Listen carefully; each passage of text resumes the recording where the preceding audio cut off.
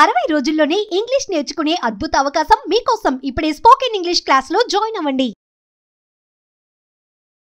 నమస్కారం అలగరి రవీంద్రనాథ్ గారు. నమస్తే అండి సిరి గారు. సార్, పాస్టర్ ప్రవీణ్ మృతిపై ప్రతి ఒక్కరికి కూడా ఆల్మోస్ట్ ఎన్నో డౌట్స్ అయితే రేస్ అవ్వడం మనం చూస్తూ ఉన్నాం. అందులో కొంతమంది అది యాక్సిడెంట్ అంటూ ఉంటే, ఇంకొందరు అది మర్డర్ అని చెప్తూ ఉన్నారు.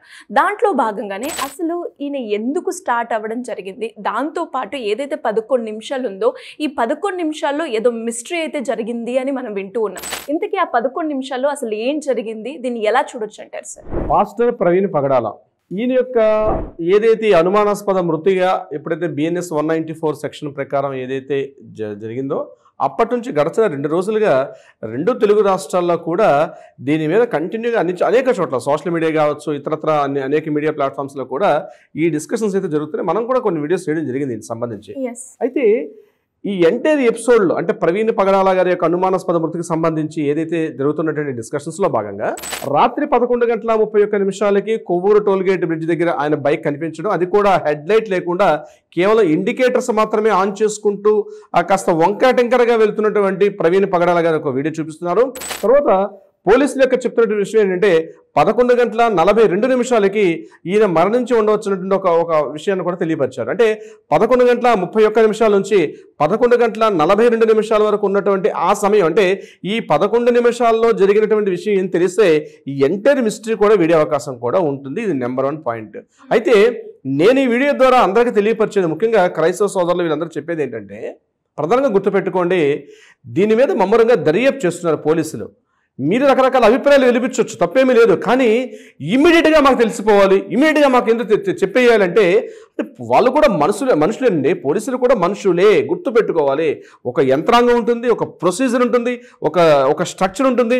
ముఖ్యమంత్రి స్థాయి చంద్రబాబు నాయుడు గారి దగ్గర నుంచి ప్రతి ఒక్కరు కూడా దీని మీద స్పందించారు. DGP హరీష్ గుప్తా గారి దగ్గర నుంచి ప్రతి ఒక్కరిని కూడా దీని మీద అలర్ట్ చేశారు.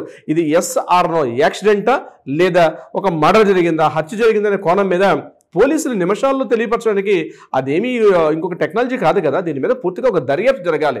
మీ ఆందోళన, మీ యొక్క అభిప్రాయాలు కరెక్టే, జరిగి ఉండొచ్చు, అభిప్రాయం వెళ్ళిపోవడం కరెక్ట్, కానీ మీరు అనుకున్నదే చెప్పాలని చెప్పి పోలీసుల మీద ఫోర్స్ చేయడం మాత్రం ఇట్స్ నాట్ కరెక్ట్ అంటాను. ఎందుకంటే ఒక ప్రొసీజర్ నడుస్తుంది అక్కడ. ఈవెన్ దో నేను ఎందుకు ఈ మాట చెప్పాల్సి వచ్చిందంటే, పోస్ట్ మార్టం చేయడానికి కూడా మీరు సుమారుగా అభ్యంతరం వెలిబుచ్చారు. అంటే 24వ తారీఖు సంఘటన జరిగితే 25వ తారీఖు ఉదయాన మనకి ఈ యొక్క డెడ్ బాడీని మనకు దొరికితే 25 అంతా కూడా మీరు ఈ యొక్క దీంతో కంప్లీట్గా బాడీని అక్కడే పెట్టి 25వ తారీఖు పూర్తిగా పెట్టి 26వ తారీఖు నాడు పోస్ట్ మార్టం చేయాల్సి వచ్చింది. అది కూడా మీ యొక్క అభ్యంతరాలు లేవనెత్తారు. ఏంటని, మా యొక్క క్రైస్తవ సంబంధించిన డాక్టర్స్ ఉండాలని చెప్పి, మమ్మల్ని కూడా ఎలా చేయమని చెప్పి, అదేవిధంగా కుటుంబ సభ్యులు అందరినీ కూడా ఎలా చేయమని చెప్పి, అది కూడా వీడియోలో చేయమని చెప్పి కూడా చెప్పడం జరిగింది. ఎస్, కరెక్టే, తప్పేం లేదు. మీరు అన్నట్టుగానే అక్కడ SP గారు కూడా స్పందించారు. SP గారు కూడా దాంతో అన్నట్టుగానే మీ యొక్క అభిప్రాయాలను తీసుకొని పరిగణలో తీసుకొని కూడా చెప్పడం జరిగింది. కానీ ఏదైతే క్రైస్తవ లోకం మొత్తం కూడా ఇది మర్డర్ అనే ముక్త కంఠంతో చెప్తున్నారో, డెఫినెట్గా అది అవునా కాదని చెప్పడానికి కొంత బ్రీతింగ్ టైం ఇవ్వాల్సిన అవసరం వస్తుంది. అంటే సెకండ్స్లో చెప్పేయాలంటే పోలీసులే ఆకాశం చూడబడి దేవదూతలు కాదు కదా, వాళ్ళే మిరాకిల్స్ చేసే మనుషులు అంతకన్నా కాదు కదా. అది గుర్తు పెట్టుకోవాలి, మనం సహకరించాలి. మీ దగ్గర ఏమైనా అనుమానాలున్నా, మీ దగ్గర ఏమైనా ఎవిడెన్సెస్ ఉంటే, మీకు సంబంధించినటువంటి ఇంత కీలక పత్రాలు కావచ్చు, ఆధారాలు కావచ్చు, ఇవన్నీ ఏమంటే ఆయన చెప్పే SP గారు కూడా క్లియర్గా చెప్పారు. మీరు రిటర్న్ కంప్లైంట్ తోటి రండి, మేము అన్ని కూడా తీసుకుంటాం, అన్ని రకాల అన్ని యాంగిల్స్లో కూడా కంప్లీట్ దర్యాప్తు చేసి ఒక వెర్షన్ చెప్పాలి తప్పించి, అట్లా కాకుండా వితిన్ జరిగింది కాబట్టి గంటల్లో తెలియపరచండి అంటే, గంటల్లో తెలియపరచినటువంటి అంత దీనిగా తొందరపడి అద్భుతంగా మేము అనుకున్నదే చెప్పాలి, ఆ విధంగా పోలీస్ మీద, డిపార్ట్మెంట్ మీద ఒత్తిడి చేయడం కూడా కరెక్ట్ కాదు. ఎందుకంటే డిపార్ట్మెంట్లో ఒక టీంని ఏర్పాటు చేశారు, కొన్ని వందల మంది పనిచేస్తున్నారు, దాని మీద క్లూస్ టీం పనిచేస్తున్నారు, ఫోరెన్సిక్ టీం పనిచేస్తున్నారు, ఇన్ని రకాల వేలిముద్ర నిపుణులు కావచ్చు, ఫింగర్ ప్రింట్స్, ఇదంతా కూడా దీని మీద దర్యాప్తు చేస్తున్నారు. ఇంతేకాకుండా ప్రవీణ్ పగడాల గారు కొంత వివాదాస్పదంగా ఉన్నటువంటి వ్యక్తే. కొన్ని విషయాలు కొంత వివాదాస్పదంగా అయ్యారు ఆయన. అంటే ఆయన చేసిన వ్యాఖ్యలు కొన్ని గడిచిన కొద్ది సంవత్సరాలుగా కొంతమంది మత విశ్వాసాలను దెబ్బతీసే విధంగా ఆయన సోషల్ మీడియా అనేక పోస్టులు పెట్టారు. దాని మీద మహమ్మద్ సమీ అనే వ్యక్తి కూడా ఒకరు ఛాలెంజ్ చేసుకుంటూ ఆయన కూడా మాట్లాడడం జరిగింది. అంటే మహమ్మద్ ప్రవక్త మీద ఆయన చేసిన కొన్ని కీలకమైనటువంటి వ్యాఖ్యలు ఆ మత విశ్వాసాలను కూడా దెబ్బతీసే విధంగా ఉన్నాయి. ఇమ్మీడియట్గా వాళ్ళు కూడా మాట్లాడారు. ఆయన మాట్లాడి 31st క్షమాపణ చెప్పకపోతే డెఫినెట్గా మేము మీద ఫత్వా జారీ చేస్తామని చెప్పి అనేక రకాలుగా మాట్లాడుకోవడం, సోషల్ మీడియా వేదికగా మాట్లాడుకోవడం కూడా జరిగింది. దానికి స్పందించినటువంటి ప్రవీణ్ గారు కూడా సారీ చెప్పారు. దాని తర్వాత ఈరోజు ఈ సంఘటన జరిగిన తర్వాత కూడా దీనిలో నాకేం సంబంధం లేదు, లేదు ఈరోజు, అంతేకాకుండా మేము చేయలేదు ఎందుకంటే ఆ రోజు ఆయన కూడా సారీ చెప్పారు కాబట్టి మేము పట్టించుకోలేదు అన్నారు. ఏదేమైనప్పుడు కూడా ఒక గుర్తు పెట్టుకోవాల్సింది ఏంటంటే ఈ సంఘటన ఒక కొత్త గుణపాఠాన్ని నేర్పుతుంది, క్రైస్తవ లోకానికి గుణపాఠాన్ని నేర్పుతుంది. నాట్ ఓన్లీ ఒక విశ్వాసం చెప్పట్లేదు, క్రైస్తవ లోకానికి గుణపాఠం నేర్పుతుంది. వీళ్ళ గురువు గారు అయినటువంటి పిడి సుందరరావు గారు ఎవరైతే ఉన్నారో, పిడి సుందరరావు గారి మాటలు ఒకసారి మీరందరూ కూడా వినాల్సిన అవసరం కూడా ఉంది. ఆయన ఒకటే అన్నారు, అనేక వందల సంవత్సరాలుగా క్రైస్తవులు ఈ దేశంలో ఉన్నప్పుడు కూడా కేవలం బైబిల్ మాత్రమే మత ప్రాధాన్యం చూసుకున్నాం తప్పించి ఇతర మత విశ్వాసాలను దెబ్బతీసే విధంగా ఎక్కడ కూడా మేము మాట్లాడలేదు. అందువల్లే ఇప్పటివరకు కూడా చాలా మంది బిషప్పులు వీళ్ళందరూ కూడా ఇక్కడ రకరకాల మిషనరీ స్కూల్స్ పెట్టారు. చాలా రకాలుగా మదర్ తెరీసా దగ్గర నుంచి ఎంతో మంది ఇక్కడ ఏర్పాట్లు చేశారు.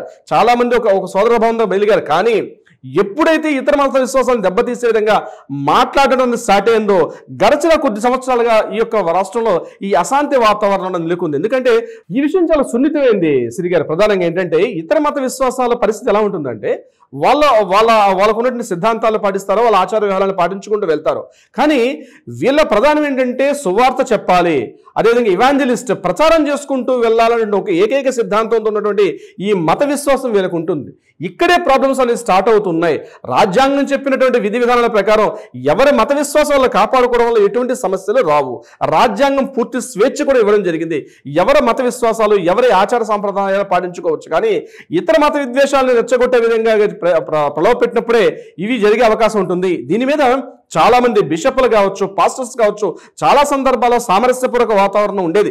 కానీ ఆ చిన్నటి సున్నితమైన తెర, ఒక సన్నటి తెర ఎప్పుడైతే ఆ తెరను తొలగించే ప్రయత్నం చేస్తారో, ఒకరి విషయాల్లో ఎప్పుడైతే ఒకరు ఇంటర్ఫేర్ అవుతారో డెఫినెట్ గా వారి మనోభావాల దెబ్బతినే అవకాశం కూడా ఉంటుంది. పాస్టర్ ప్రవీణ్ పగడాల గారి విషయం కూడా నేను చెప్తున్నానంటే, ఈయన మృతి జరిగింది, ఇది మృతి అనుమానాస్పద మృత లేకపోతే మర్డర్ జరిగిందండి. దర్యాప్తు సంస్థలు పూర్తిగా దాని మీద ఆ కోణంలో పరిశోధిస్తున్నారు, దర్యాప్తు చేస్తున్నారు. సమగ్ర దర్యాప్తులు ఏ చిన్న అవకాశం లేకుండా, ఎందుకంటే ఆంధ్రప్రదేశ్ పోలీస్ వ్యవస్థ అనేది అద్భుతమైన వ్యవస్థ. సో రాష్ట్ర ప్రభుత్వం ఏదైతే దర్యాప్తు సంస్థలు నిర్వహిస్తున్న వీటి మీద పూర్తి విశ్వాసం ఉంచాల్సిన బాధ్యత ప్రతి ఒక్కరిపై ఉంటుంది. రాష్ట్ర పౌరుడు ప్రతి ఒక్కరికి ఉంటుంది. వాళ్ళు చేస్తున్న పని వాళ్ళు చేయగలిగితే, మన దగ్గర ఏమైనా ఆధారాలు ఉంటే వాళ్ళని సమర్పించాల్సిన బాధ్యత ఒక పౌరుడిగా మనకు ఉంటుంది తప్పించి దర్యాప్తు ఇలాగ రాకపోతే మేము ఏదైనా చేస్తాం, మేము పరిశోధిస్తాం అని చెప్పి కొంతమంది వ్యక్తులు, కొంతమంది మత విశ్వాసులైన మీడియాలో మాట్లాడిన మాటలు చాలా చట్టాన్ని ఏ ఒక్కరి వ్యక్తి కూడా చేతుల్లోకి తీసుకోవాల్సిన అవసరం లేదు. మీరు చేయకపోతే మేం చేస్తాం.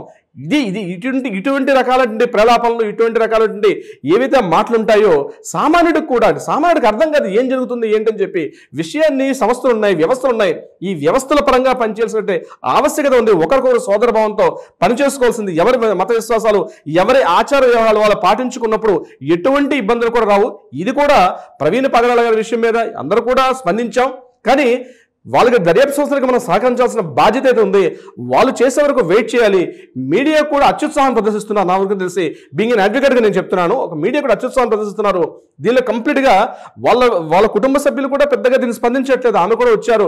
ఈవెన్ ఈ యొక్క హడావుడితోటి వాళ్ళ భార్య ఈ రోజు బాధపడుతుంది. ఏంటంటే ఆ డెడ్ బాడీకి జరుగుతుంది, ఆ ఏదైతే సెమిటర్ లాస్ట్ జరుగుతుంటే అంత్యక్రియల కార్యక్రమంలో కూడా వాళ్ళు మిస్సెసరిగా పార్టిసిపేట్ చేయలేకపోయారు. వాళ్ళకి ఒక బాధ ఉండిపోతుంది, జీవితాంతం వాళ్ళకి ఒక బాధ ఉంటుంది. ఈ హడావుడిలో వాళ్ళ కుటుంబ సభ్యులు కూడా లేకుండా రకరకాలటువంటి సిచ్యువేషన్స్ అక్కడ క్రియేట్ చేసిన పరిస్థితి వచ్చింది. నేను ఒకటే కోరుకుంటున్నాను వేదిక ద్వారా, బీయింగ్ ఎన్ అడ్వకేట్గా చాలా సంస్థలు, చాలా విషయాల్లో దర్యాప్తు బృందాలు అద్భుతంగా పనిచేస్తున్నాయి. సహకరించాల్సిన బాధ్యత ప్రతి ఒక్కరికి కూడా ఉంటుంది. శ్రీ గారు, thank you sir, thank you so much. Thank you so much అండి. సుమన్ టీవీలో మీ పర్సనల్ అండ్ బిజినెస్ ప్రమోషన్స్ కోసం కింది నెంబర్కి కాంటాక్ట్ చేయండి.